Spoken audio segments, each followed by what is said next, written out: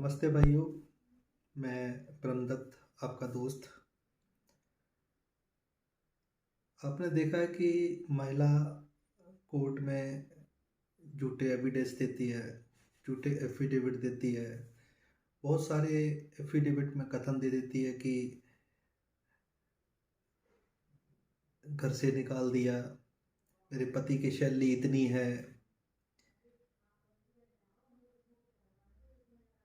मेरे माँ बाप ने दान दहेज दिया था, इतने लाख रुपए का खर्चा किया। ये सारी चीज़ें मतलब बोल देती है और बढ़ा चढ़ा के सैलरी बता देती है, ज़मीन जायदाद चल चल संपत्ति जो भी है सबके बारे में ब्यौरा खोल देती है मेंटेनेंस लेने के लिए या घरेलू हिंसा के मुकदमे में। तो आज हम बताएंगे कि ऐसे कौन कौन से इम्पोर्टेंट रूलिंग है जो एक पत्नी को जेल की सलाखों के पीछे पहुंचा सकते हैं। देखिए, माननीय न्यायालय में झूठा सच गढ़ना, झूठा सच देना, झूठा सच जानते हुए जानबूझकर प्रस्तुत करना, ये एक अपराध की श्रेणी में आता है। तो आज हम इसी संबंध में आज हम आपसे बात करेंगे। इस वीडियो को ज़्यादा से ज़्यादा शेयर करें, ज़्यादा और अपने दोस्तों तक पहुंचाएं ताकि जो लोग ये केस लड़ रहे हैं उनको इसमें आसानी से सहायता मिले। और मेन मकसद ये है कि आपने देखा होगा कि आजकल जो इंटेंशन है वो मेंटेनेंस मिले, और मेंटेनेंस की वजह से ये सारे केस लगाए जाते हैं। अगर जिस दिन ये माननीय न्यायालय में जिस दिन ये मेंटेनेंस के केस खारिज होना स्टार्ट हो गए, उस दिन से ना कोई परिवार टूटेगा, ना बड़े माँ बुजुर्ग माँ बाप भाई बहन कोई बिछड़ेंगे, ना घर में इतनी पीड़ाएं होंगी। तो ये सारा जो खेल है वो सब मेंटेनेंस का है, पैसे का है। तो हम इसी संबंध में आज बात करने वाले हैं कि अगर आपसे मेंटेनेंस ले गए हैं, झूठा affidavit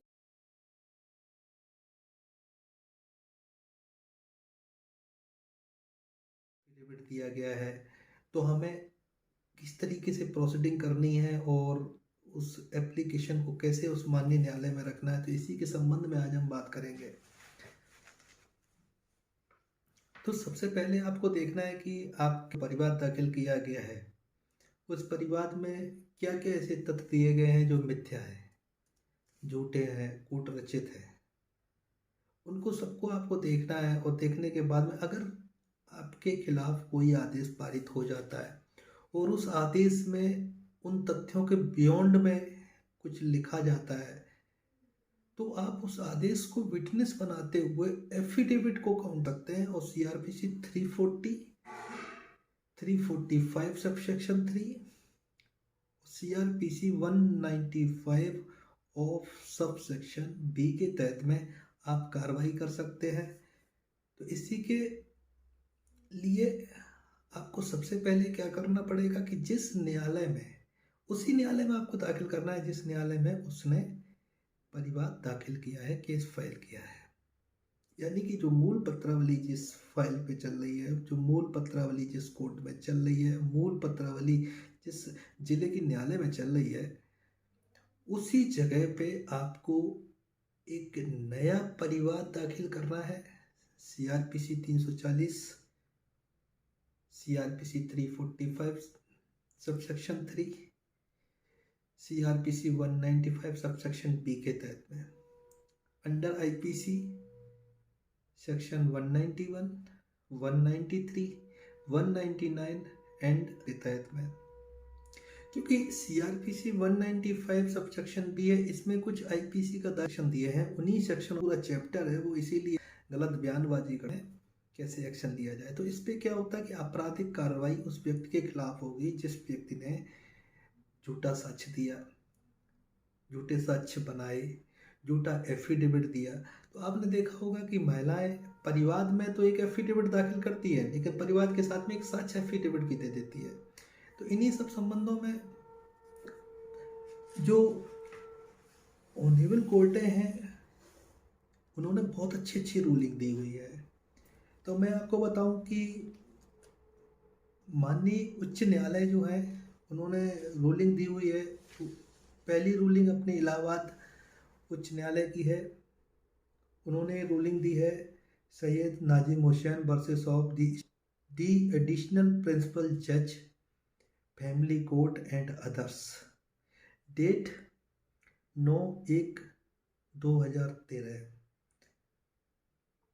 W5 of 2002।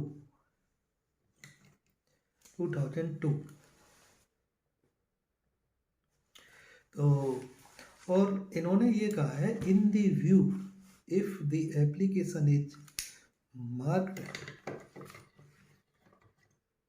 marked in the pending case, bringing to the notice of the court that any false evidence knowing well has been filed or fabricated in such proceedings, the court should dispose the said application first before proceeding any further or before recording of further evidence।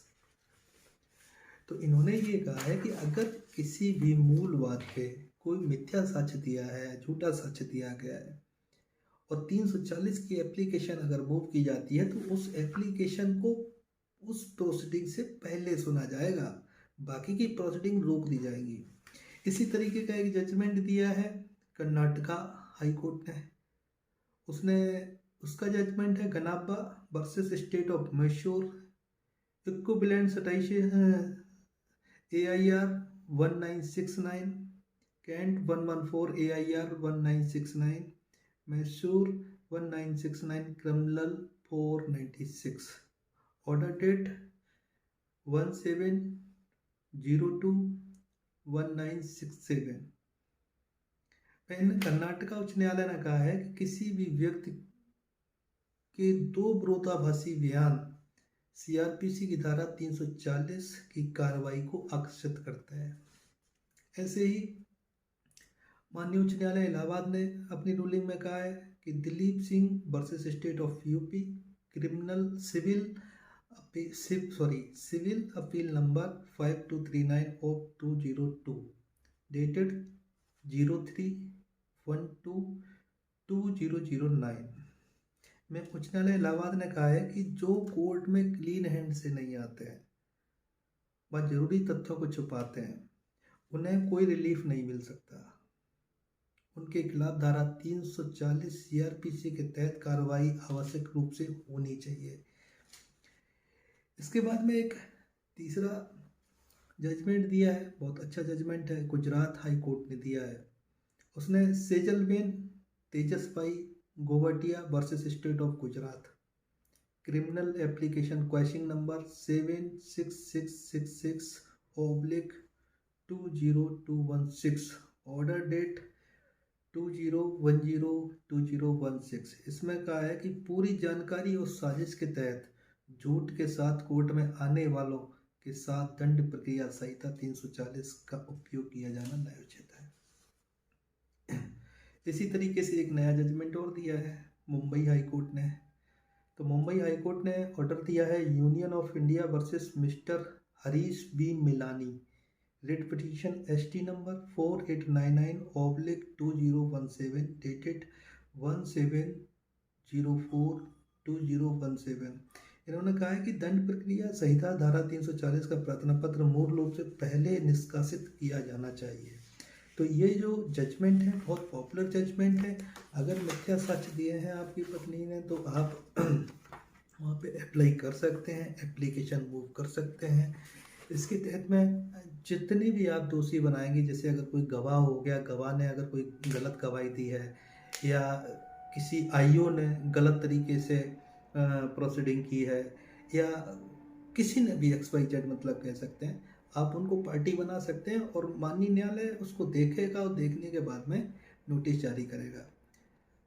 इससे क्या होगा कि jail जाने की संभावनाएं काफ़ी बढ़ जाती हैं।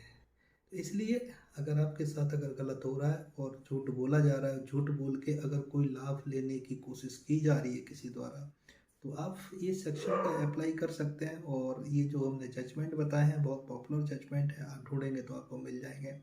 बाकी का अगर आपको कोई ड्राफ्टिंग काम अगर चाहिए हो कि CRPC 340 की एप्लीकेशन कैसे लिखनी है, क्या करना है, कैसे ड्राफ्टिंग करनी है, तो आप हमसे संपर्क कर सकते हैं। बाकी का आप लोग अपने कमेंट में बताएं कि वीडियो कैसा लगा। आगे हम ऐसे अपने वीडियो बनाते रहेंगे। धन्यवाद।